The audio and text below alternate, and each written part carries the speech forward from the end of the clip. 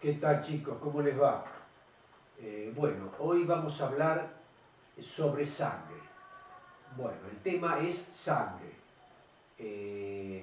La palabra sangre viene del latín, sanguis, que significa suave.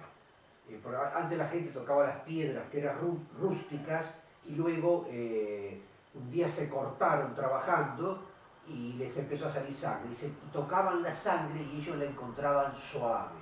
Entonces de ahí viene el nombre sangre suave del latín. Bueno, el nombre no lo puse yo. Entonces sangre significa suave. ¿Qué es la sangre? Es un tejido conectivo líquido. O sea, la sangre es una variedad de tejido conectivo. O sea, la sangre es un tejido conectivo especializado. La sangre se caracteriza por circular por los capilares, o sea, circula por las venas y circula por las arterias de todos los vertebrados. La sangre es de color rojo debido a la presencia de un pigmento que se llama hemoglobina, y esta hemoglobina está contenida ¿dónde? Está contenida en los glóbulos rojos. Podemos decir que es un tejido conectivo especializado, ¿verdad? Con una matriz coloidal líquida y tiene una constitución compleja. Tiene una fase sólida, la fase sólida son los elementos formes. ¿Y cuáles son los elementos formes? Los glóbulos rojos o eritrocitos, los glóbulos blancos o leucocitos y las plaquetas. Y también tiene una fase líquida representada por el plasma sanguíneo. También esas fases son también llamadas partes sanguíneas, las cuales se dividen en componente sérico, la fase líquida, y componente celular, la fase sólida. Muy bien. Su principal función es contribuir a la irrigación de todo nuestro cuerpo. Es decir, la sangre circula por todo nuestro organismo, circula por nuestras venas, por nuestras arterias, por nuestros capilares. Sin sangre no se podría vivir. Hoy en día la biología molecular y la ingeniería genética está tratando de obtener sangre artificial, pero todavía eso no se ha logrado. Si tendríamos que mencionar las principales funciones que cumple la sangre en nuestro organismo, y son muchas. Por ejemplo, nos defiende ante las infecciones, o sea, es defensiva hacia nuestro organismo. También la sangre participa en el transporte de nutrientes y de oxígenos hacia la célula. Acuérdense que la sangre descarga anhídrido carbónico en los alvéolos pulmonares, se carga de oxígeno y se lo lleva a los tejidos, lleva el oxígeno a los tejidos, tarea muy importante de la sangre. También transporta las sustancias de desecho de nuestro organismo. La sangre también participa en la regulación de la temperatura corporal. También la sangre transporta hormonas, transporta enzimas y también otras sustancias que regulan el organismo. También la sangre, a través de sus plaquetas o trombocitos, participa en el proceso de coagulación y cicatrización de las heridas. Como ven, son muchas las funciones que cumple la sangre, ¿verdad?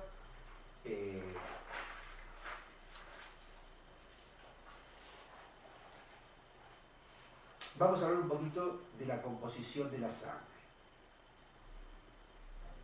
La sangre está constituida por células y también tiene un componente extracelular, lo que se conoce con el nombre de matriz extracelular. Entonces, ¿cómo está formado esto? Bueno, los elementos formes, también llamados elementos figurados, son elementos semisólidos, es decir, mitad líquidos y mitad sólidos, y son particulados con forma de corpúsculos, representados por células y componentes derivados de las células. Y después tenemos el plasma sanguíneo, que es un fluido translúcido y amarillento, que viene a ser la matriz extracelular líquida de la sangre. Los elementos formen las células sanguíneas son los glóbulos rojos y los glóbulos blancos. En realidad, células sanguíneas propiamente dichas desde el punto de vista histológico son los glóbulos blancos, porque tienen núcleo y citoplasma. Los glóbulos rojos carecen de núcleo, serían pseudocélulas, pero se lo pone como célula sanguínea por lo importante y fundamental del papel que cumple los glóbulos rojos en nuestro organismo. Si los glóbulos rojos no transportaran, descargarían anhídrido carbónico y no transportaran oxígeno, sin oxígeno no se puede vivir, ¿no? O sea, no quiero desmerecer al glóbulo rojo. Y también contiene plaquetas que son pedacitos de citoplasma, son fragmentos citoplasmáticos. Y también está el plasma sanguíneo. El plasma sanguíneo es la parte líquida de la sangre, es la matriz extracelular de la sangre, ¿verdad? Y tiene un componente proteico, ese plasma sanguíneo está formado por proteínas, que es producido en el hígado. La producción de plasma se efectúa en el hígado. Y dentro de las proteínas está la albúmina, que es la proteína más abundante del organismo, y también hay globulinas. Y también están los factores del plasma sanguíneo, están los factores de la coagulación, que también la inmensa mayoría se sintetiza en el hígado. En el plasma sanguíneo también hay hormonas que producen las glándulas endócrinas, por supuesto, la cantidad de agua que hay en el plasma sanguíneo es mantenida por el riñón y por el tubo digestivo. Además, el plasma sanguíneo contiene sustancias inorgánicas, como por ejemplo gases como oxígeno, anhídrido carbónico, dióxido de carbono, nitrógeno. Contiene sales, cloruro de sodio, cloruro de potasio, contiene minerales, calcio, fósforo, vitaminas y también desechos metabólicos. Entonces, ¿cuál es la diferencia entre el plasma sanguíneo y el suero sanguíneo? Esa es una pregunta que siempre se hace. La diferencia es la siguiente. Si nosotros queremos obtener plasma sanguíneo, ponemos en un tubo una gotita de anticoagulante, sangre del paciente, homogeneizamos. Entonces, el anticoagulante impide la coagulación de la sangre. Entonces, luego centrifugamos y en la parte superior del tubo tenemos el plasma sanguíneo.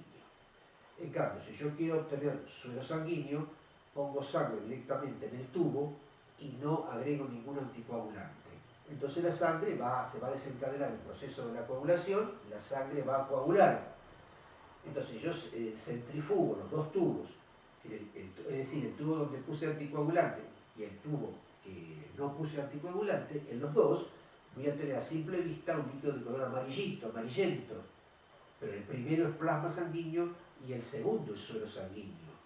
¿Cuál es la diferencia entre los dos? La diferencia está que hay en el proceso de coagulación hay una proteína que se llama fibrinógeno que pasa a fibrina, ¿verdad? Entonces, el plasma sanguíneo, además de tener todo lo que yo dije, tiene fibrinógeno. Y el suero sanguíneo, además de tener lo mismo que el plasma, carece de fibrinógeno. O sea que el suero sanguíneo carece de fibrinógeno. Muy bien.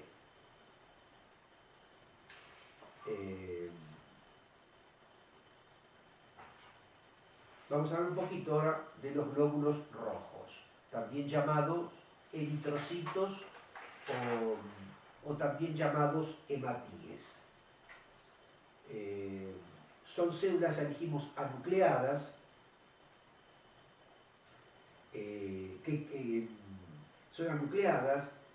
poseen forma de disco bicóncavo, aproximadamente 7 micromicrones es su medida.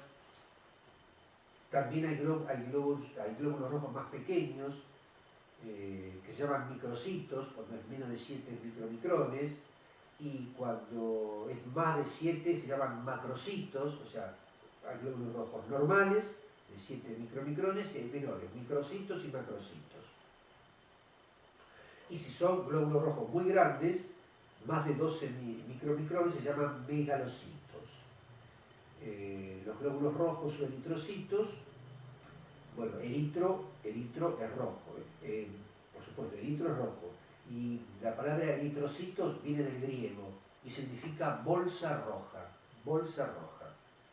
De la misma manera que sangre, del griego y del latín, mejor dicho, más del latín, sangre significa suave, glóbulos rojos, la palabra eritrocitos significa bolsas rojas. Bueno, dijimos discos bicóncavos, hay glóbulos rojos normocíticos, microcíticos, macrocíticos y megalocíticos. Ustedes cuando observan glóbulos rojos de distinto tamaño, eso se llama anisocitosis.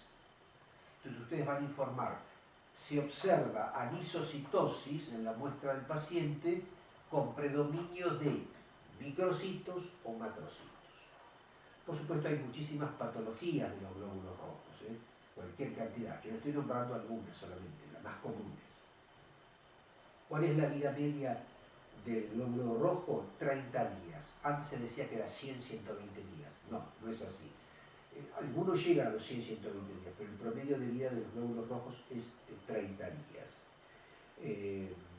Por supuesto, en su interior tienen la hemoglobina que es tan importante para el organismo, que en base al tenor de hemoglobina definimos si un paciente está anémico o no está anémico, y la hemoglobina es la que actúa como un trencito, lleva anhídrido carbónico a los alvéolos pulmonares, descarga ese anhídrido carbónico y se carga de oxígeno, y luego lleva ese oxígeno a los tejidos. Bueno, la hemoglobina es una proteína fundamental en nuestro organismo, ¿verdad? Para que haga esa tarea. También tenemos que hablar de que los glóbulos rojos inmaduros se llaman reticulocitos. Cuando una persona cursa con un proceso de anemia, el organismo la médula, que es la fábrica principal, se ve obligada a largar al torrente sanguíneo glóbulos rojos inmaduros, o sea, largas células que no alcanzan a madurar, no alcanzan a llegar al torrente sanguíneo como glóbulos rojos maduros. Entonces salen los reticulocitos. Si no, en condiciones normales, nosotros que no estamos anémicos tendremos que tener de 0, 0,1, 0,2, 0,5 hasta un 1% de reticulocitos, no más en condiciones normales. Recuerden que los glóbulos rojos de los mamíferos carecen de núcleo. En cambio, las aves tienen núcleo. Bueno, vamos a hablar un poquito de los leucocitos. Leucocitos o también llamados glóbulos blancos. Los glóbulos blancos cumplen un papel muy importante, pero muy importante en la defensa de nuestro organismo, ¿verdad? Y los clasificamos en dos grandes grupos, granulocíticos y no granulocíticos, según tengan granulaciones en su citoplasma o si no las tienen. La vida media de los granulocitos oscila más o menos 12 a 72 horas y miden más o menos entre 10 y 12 micrómetros.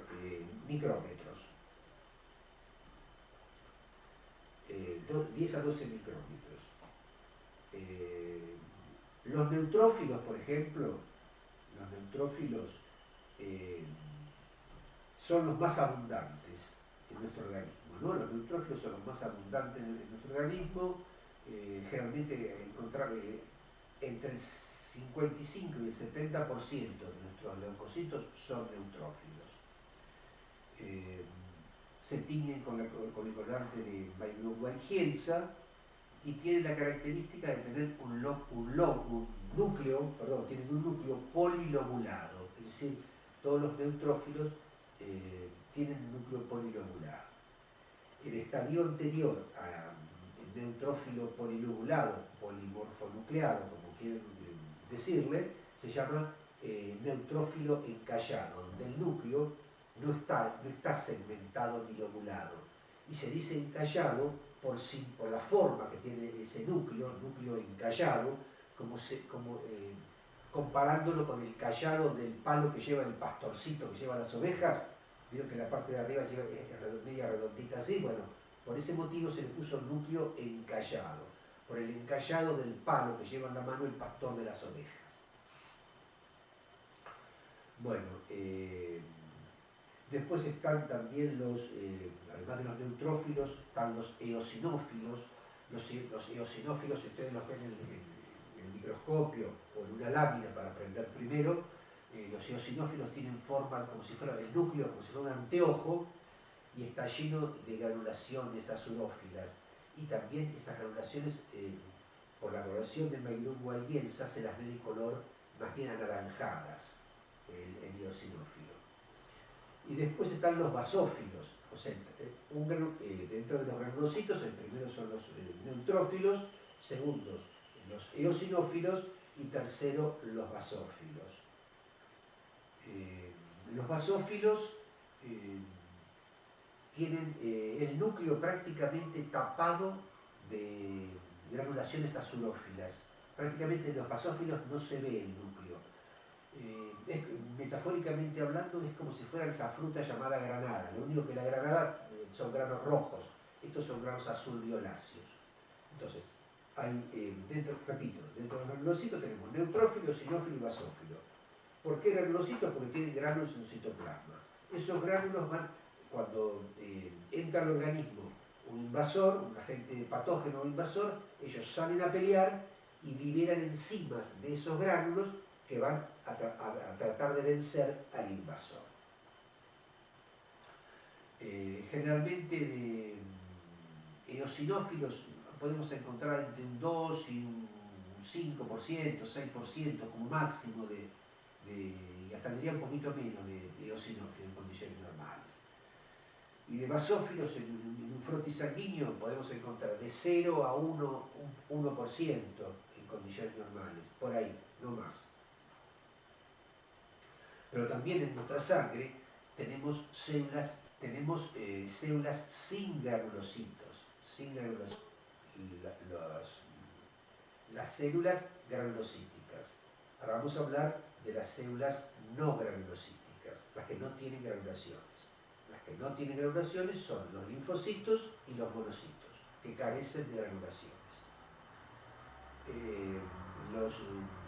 Los linfocitos, generalmente en condiciones normales, hay entre un 24 y un 32% son linfocitos.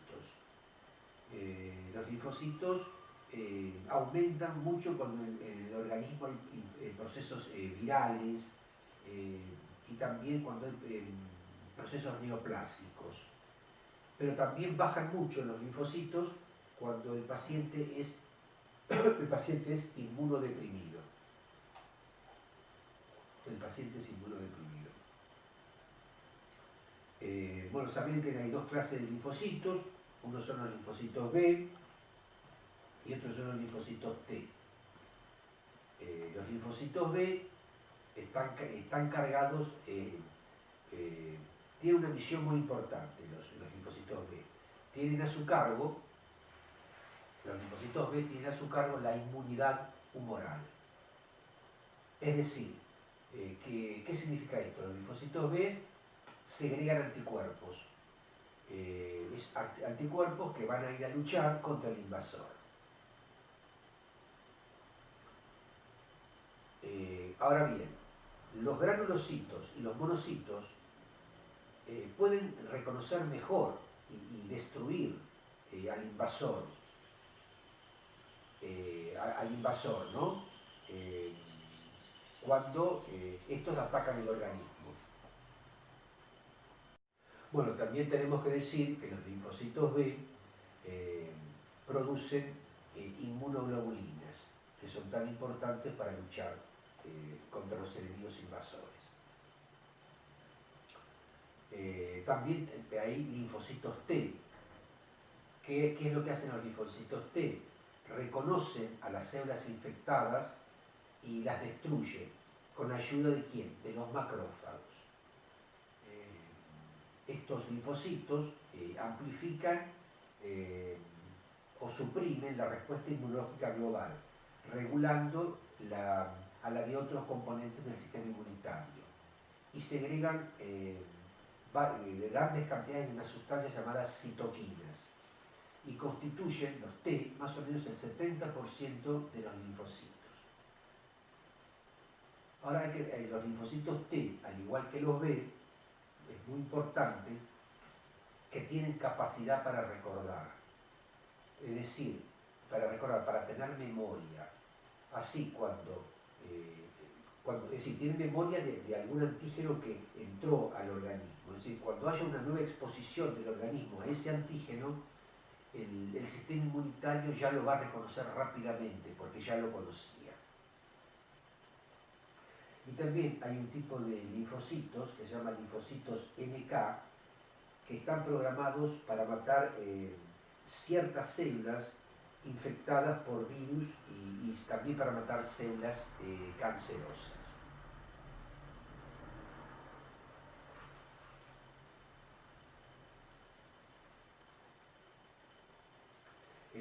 Los monocitos son células sanguíneas grandes, miden más o menos unos 18 micrómetros. Generalmente hay en nuestra sangre entre un 2 y un 8% aproximadamente.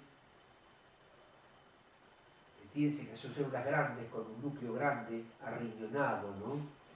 Y son grandes peleadores, grandes luchadores, grandes defensores de nuestro organismo, los monocitos, que luego en los tejidos se diferencian en la sangre actúan como monocitos, pero después en los tejidos se diferencian como macrófagos o histiocitos, y ahí sí cumplen un papel muy pero muy importante en la defensa de nuestro organismo.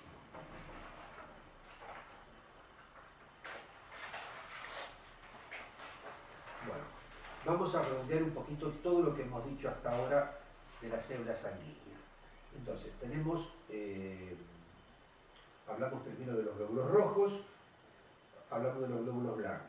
Entonces, los glóbulos blancos están los granulocíticos y los no granulocíticos, la serie granulocítica y la serie no granulocítica. La serie granulocítica está formada por neutrófilo, eosinófilo y basófilo, y la no granulocita por linfocito y monocito. Se llama granulocítica porque tiene granulaciones. Muy bien. En una fórmula, si le hacemos a un paciente una fórmula leucocitaria de neutrófilos, más o menos vamos a encontrar entre un 55 y un 70%, de eosinófilos más o menos podríamos llegar a encontrar entre un 1 y un 4%, basófilos poquitos, de ponerle 0,5 o menos de 0,5 a 1%, 1,5 como máximo, linfocitos de 30 a 35% más o menos, y monocitos de 3 a 8 o 9 monocitos. Estamos hablando en condiciones normales, no en condiciones patológicas. Y también no me tengo que olvidar de los trombocitos, que también se llaman comúnmente plaquetas, que son fragmentos citoplasmáticos, son anucleados, tienen una membrana que los delimita y provienen de una célula grandota llamada megacariocitos, que luego se transforman en megacarioblasto, estalla el megacarioblasto, y esos pedacitos de citoplasma son los que van a cumplir la función tan importante de intervenir en el proceso de coagulación de la sangre. Muy bien. Cuando disminuye el número de plaquetas, se llama trombocitopenia, y cuando aumenta, trombocitosis. Bien. Vamos a hablar un poquitito de de la fisiología de la sangre, ¿no? Bueno, ya habíamos dicho que la sangre transporta oxígeno, transporta anhídrido carbónico, transporta sustancias químicas, transporta hormonas, transporta nutrientes, es responsable de la homeostasis, también rechaza el trasplante de órganos ajenos como respuesta del sistema inmunitario. Por eso hay que tener mucho cuidado con las pruebas de histocompatibilidad, porque si no la sangre se da cuenta. Transporta nutrientes a través del plasma sanguíneo, minerales, todo eso hemos charlado. Después ya charlamos también de la hematopoiesis de la sangre. Vamos a ver dos palabritas del transporte de oxígeno, también mencionamos algo. Vamos a hablar un poquito de la viscosidad y resistencia de la sangre, ¿verdad? Las células sanguíneas ofrecen, hay una resistencia, vamos a decirlo de otra manera, hay una resistencia. La resistencia del flujo sanguíneo no solo, la resistencia no solo depende del radio de los vasos sanguíneos, o sea, la resistencia vascular se llamaría, sino también de la viscosidad sanguínea. El plasma es casi 1,8 veces más viscoso que el agua. O sea, el plasma es 1,8 veces más viscoso que el agua. Y la sangre entera es 3 o 4 veces más viscosa que el agua. Por lo tanto, además del radio de los vasos sanguíneos, o de la resistencia de los vasos sanguíneos, influye mucho la viscosidad de la sangre. La viscosidad depende en mayor medida del hematocrito. En realidad sería hematócrito, ¿no? Hay sangres más densas y menos densas. Es decir, vamos a redondear. La sangre venosa, la sangre rica en anhídrido carbónico, llega a los pulmones y en los alvéolos descarga el CO2. Esa sangre se carga de oxígeno 2, ¿verdad? Y todas las arterias, con excepción de la pulmonar y la umbilical, ¿qué hacen? Transportan esa sangre oxigenada desde el corazón hacia el resto del cuerpo. Lo hacen a través de las arteriolas y los tubos capilares. Y eso es un ciclo permanente, ¿verdad? El transporte de oxígeno. Bueno, vamos a ver dos palabritas de la circulación de la sangre. Con respecto a la circulación de la sangre, tenemos que decir que a través de las arterias circulan. Las arterias están hechas de 3 capas de tejido. Hay capilares sanguíneos que están embedidos en los tejidos, permitiendo además el intercambio de gases dentro del tejido. Los capilares sanguíneos son delgados, son flexibles, frágiles, y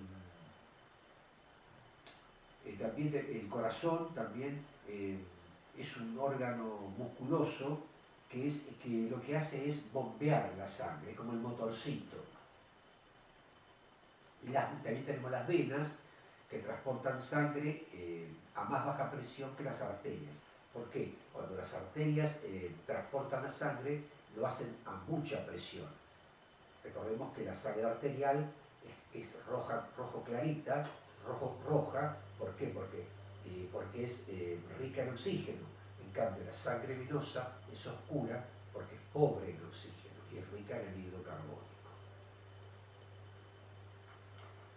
Bueno, yo recién les hablé de los glóbulos rojos, de los glóbulos blancos, de las plaquetas. Y hay un montón de enfermedades relacionadas con los glóbulos rojos, blancos y plaquetas. Generalmente decimos que los glóbulos rojos el ser humano tiene aproximadamente de el hombre entre 4 millones y medio y 5 millones y medio, 6 millones de glóbulos rojos por milímetro cúbico, la mujer un poco menos, entre 4 millones 200 y 5 millones aproximadamente de glóbulos rojos por milímetro cúbico.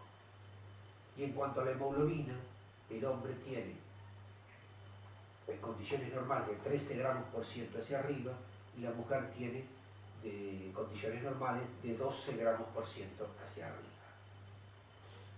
Entonces así, si a un hombre o a una mujer le disminuye el número de glóbulos rojos, disminuye la hemoglobina, entra a un estado patológico que se llama anemia. ¿Qué es la anemia? La anemia es un estado patológico caracterizado por la disminución de glóbulos rojos y o hemoglobina. Cuando yo digo disminución de glóbulos rojos y hemoglobina, o sea, cuando la hemoglobina está por debajo de 13 gramos por ciento en el hombre y por debajo de 11 gramos por ciento en la mujer. Hoy en día los hematólogos prefieren definir a la anemia simplemente como el déficit de hemoglobina. Hay muchísimos tipos de anemias, pero la más común es la anemia ferropénica, la anemia por falta de hierro, pero hay muchísimas otras más. Muy bien, entonces si baja el número de glóbulos, rojos y plaquetas, nos vamos hacia la anemia, pero si sube el número de glóbulos rojos y plaquetas por encima de lo normal, nos vamos hacia una enfermedad que se llama poliglobulia, muchos glóbulos. Hay una poliglobulia primaria, que es la policitemia vera, que es una enfermedad muy grave y que si no se controla puede ser mortal, que se caracteriza por una hiperproducción de células sanguíneas por parte de la médula. Y una persona con policitemia vera puede llegar a tener hasta 12 millones de glóbulos rojos, ¿verdad? Y hay que controlarla, porque si no el motorcito, la fábrica, que es la médula ósea, se agota. Y después hay otra poliglobulia, que la podemos llamar secundaria o fisiológica, que por ejemplo es la poliglobulia de altura. Cuando nosotros vamos al altiplano, nos falta el oxígeno, nos falta el aire.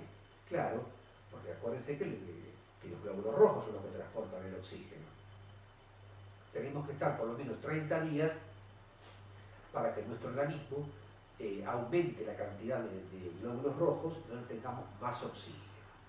Esa es la poliglobulia de altura. También está la poliglobulia de la obesidad extrema. También hay una poliglobulia hereditaria o genética. Hay familias de poliglobúlicos, son todos sanos, pero son todos poliglobúlicos. También se dice que el estrés te lleva a tener una poliglobulia, el tabaquismo, etcétera, etcétera, etcétera, etcétera. Pero la verdadera poliglobulia peligrosa para la vida es la policitemia vera. Entonces tenemos glóbulos rojos normales, para abajo anemia, para arriba poliglobulia y lo peor puede ser policitemia. Ahora vamos a los glóbulos blancos o leucocitos. Los leucocitos, de la misma manera que eritrocito significaba bolsa roja, leucocito significa del griego o del latín bolsa blanca. Leucocitos, bolsa blanca. Bueno, cuando a un paciente le disminuye el número de glóbulos blancos se llama leucopenia. Y cuando al paciente le aumenta el número de glóbulos blancos se llama leucocitosis. ¿Qué límites tomamos de glóbulos blancos o leucocitos? Y generalmente la bibliografía te dice que entre 4.500 y 10.000, algunos dicen hasta 11.000 glóbulos blancos por milímetro cúbico, nos consideramos dentro del rango normal. Ahora, cuando nos vamos de 11.000 para arriba, hablamos de leucocitosis, o sea, de aumento en el número de leucocitos. Ahora, si nosotros hacemos un recuento de leucocitos y vemos que el paciente tiene 20.000 o 30.000 leucocitos por milímetro cúbico, empezamos a sospechar una patología que se llama leucemia. Ustedes dirán, ¿qué es la leucemia? La leucemia es una enfermedad maligna que se caracteriza por la proliferación de células neoplásicas. Es decir, se la llama también, metafóricamente hablando, cáncer de la sangre. El origen de la leucemia no se sabe. Unos dicen que son mutaciones genéticas, otros dicen que hay ciertos virus que desencadenan la leucemia. Puede ser, son todas teorías, todavía no se sabe. Entonces, se enferma la médula, y la médula ósea es la fábrica principal de células sanguíneas. Entonces ya salen desde la fábrica células enfermas.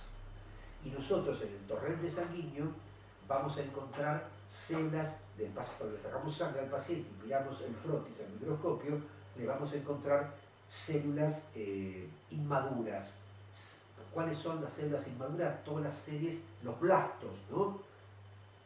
Y las células inmaduras son más grandes que las células maduras que encontramos en sangre periférica. En las células inmaduras está alterada la relación núcleo-citoplasma. Generalmente el núcleo es más pequeño, el citoplasma es más grande. Bueno, generalmente las células inmaduras se caracterizan por tener núcleos muy grandotes. Y hay muchos tipos de leucemia. La leucemia es una enfermedad que puede ser aguda o crónica. La que te da más tiempo a luchar es la crónica, ¿no? Porque la aguda a veces no hay tiempo. Y hay leucemias, la más común es la linfocitaria, o sea, por proliferación de linfocitos. Pero también hay leucemias monocitarias, hay leucemias granulocíticas, hay leucemias que son una combinación de inmaduros de la serie roja y de la serie blanca. Se llaman leucemias leucoeritropoyéticas. Y también vieron que los monocitos dan origen los monocitos acá. Los monocitos dan también leucemia monocítica. Y también hay un tipo de células que se llaman células plasmáticas, ¿verdad? Células plasmáticas. Y existe también una leucemia llamada mieloma. ¿Qué es el mieloma? Una leucemia a células plasmáticas.